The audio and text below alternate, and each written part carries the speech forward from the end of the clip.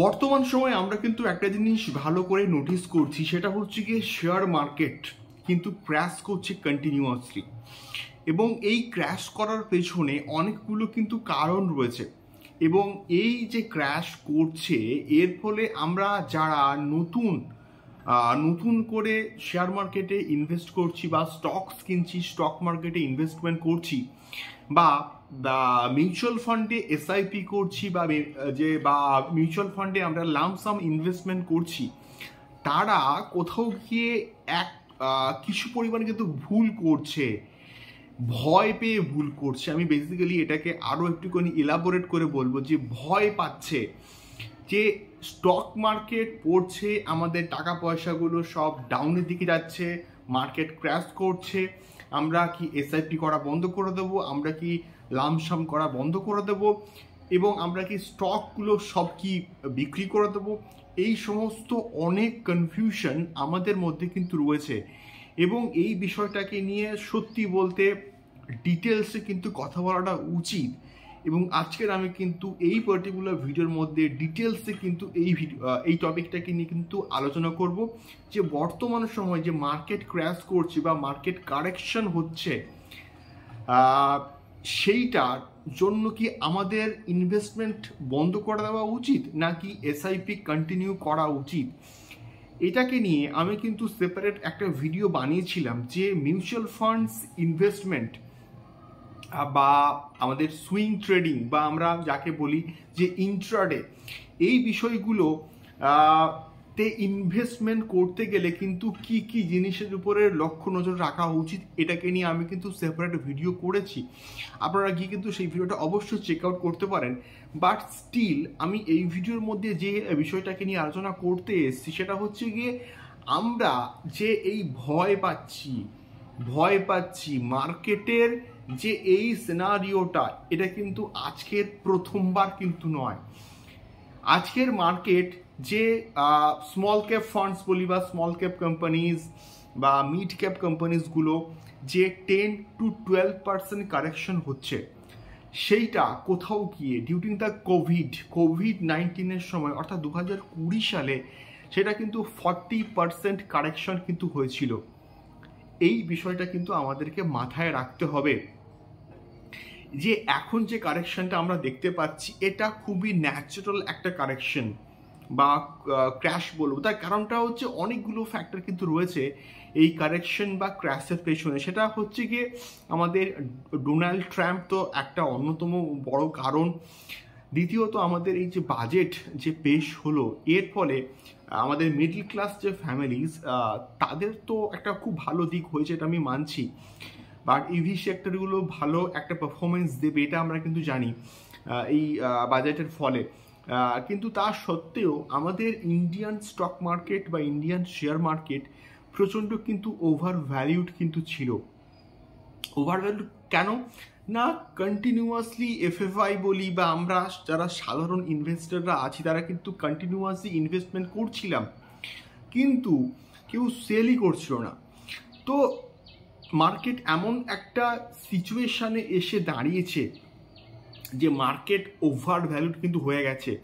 এবং মার্কেট যখন over valued হয় তখন কিন্তু সমস্ত বাইরে থেকে যারা ইনভেস্টাররা রয়েছে এবং যাকে আমরা বলি এফএফআই, তারা কিন্তু সেল করা আরম্ভ করে দিয়েছে।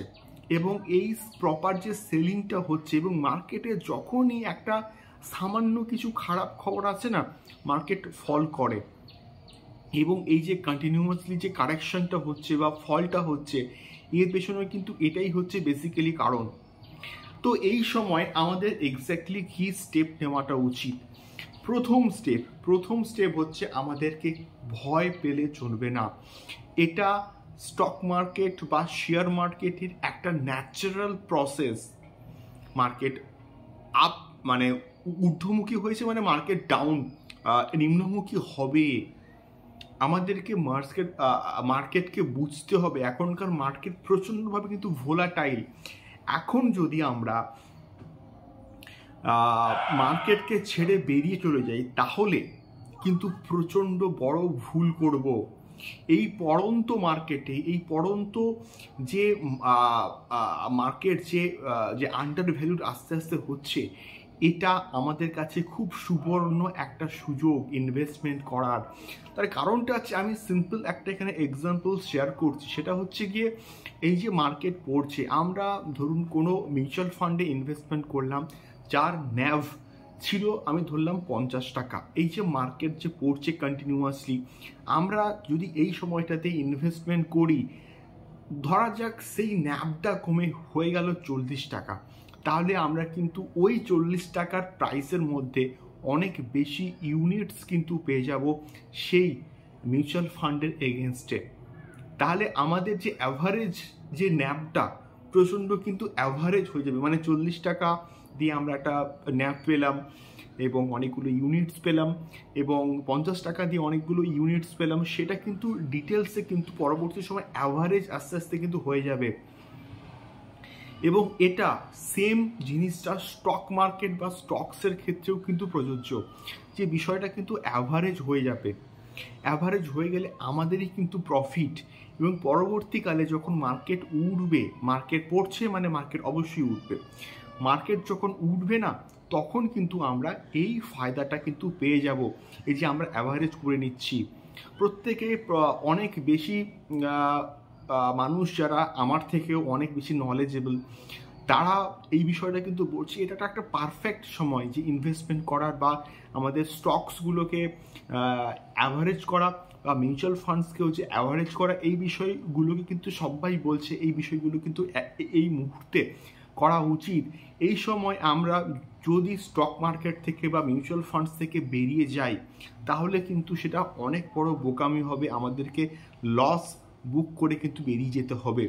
এই মুহূর্তে আমরা যদি আরও একটু বেশি বেশি করে ইনভেস্টমেন্ট করে দিই, তাহলে সেইটা আমাদের জন্য কিন্তু অনেক বেশি প্রফিটেবল হবে বলে আমি অ্যাটলিস্ট মনে করি কোথাও গিয়ে।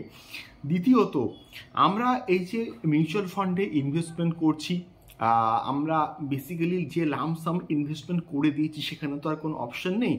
আমরা যে কন্টিনিউয়াসলি ইনভেস্টমেন্ট করছি, অনেকে বলছে যে আমরা কি এসআইপিটা বন্ধ করে দেবো? না, এই একমাত্র কারণ হচ্ছে অ্যাভারেজ যে আমরা করছি, এসআইপি যদি আমরা বন্ধ করে দিই, তাহলে কিন্তু এই অ্যাভারেজ হওয়ার যে বিষয়টা কিন্তু পুরোপুরি স্টপ হয়ে যাবে। তো এসআইপি বন্ধ করা যাবে না, এসআইপিকে কন্টিনিউয়াসলি কিন্তু রাখতে হবে বলে আমি অ্যাটলিস্ট মনে করি। এসআইপি যদি বন্ধ করে দিই, তাহলে কিন্তু এটা পরবর্তীকালে আমরা যখন এটাকে আমাদের যখন যে পার্টিকুলার গোলটাকে নিয়ে আমরা তো ইনভেস্টমেন্টটা করছি স্টক মার্কেটে বা মিউচুয়াল ফান্ডসে, তো সেই গোলটাকে আমরা কিন্তু প্রপার ওয়েতে অ্যাচিভ করতে কিন্তু পারবো না কোথাও গিয়ে।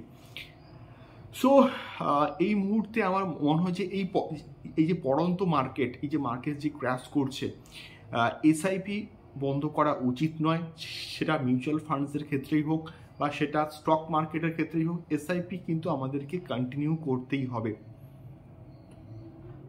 এখন টাকা পয়সাগুলোকে তুলে নেওয়া কিন্তু যাবে না, টাকা পয়সাগুলোকে হচ্ছে রাখতে হবে, এবং পেশেন্সকে কিন্তু রাখতে হবে কোথাও গিয়ে, আমার অ্যাটলিস্ট এটা মনে হয়।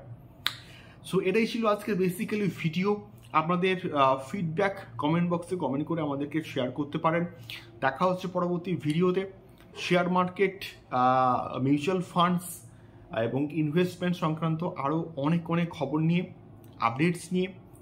এবং এই রকম আপডেটস পেতে গেলে আমাদের এই পার্টিকুলার চ্যানেলটিকে অবশ্যই সাবস্ক্রাইব করে আমাদের সঙ্গে থাকবেন, এবং পাশে থাকা বেল আইকনটিকে অবশ্যই বাজিয়ে দেবেন, যাতে করে আমরা এই রকম ভিডিওস, ইনফরমেটিভ ভিডিওস যখন শেয়ার করব, আপনাদের কাছে একটি করে কিন্তু নোটিফিকেশন পৌঁছে যাবে, যার উপরে আপনারা ক্লিক করে কিন্তু এই আমাদের ভিডিওসগুলিকে দেখতে পাবেন। এবং আপনাদের ফিডব্যাক কিন্তু অবশ্যই আমাদেরকে কমেন্ট বক্সে কিন্তু কমেন্ট করে শেয়ার করতে পারেন। আপনাদের একটা কমেন্টস আমাদেরকে কিন্তু অনেকটা মোটিভেট করবে। এটাই ছিল আজকের ভিডিও। নমস্কার, দেখা হচ্ছে পরবর্তী ভিডিওতে। টাটা।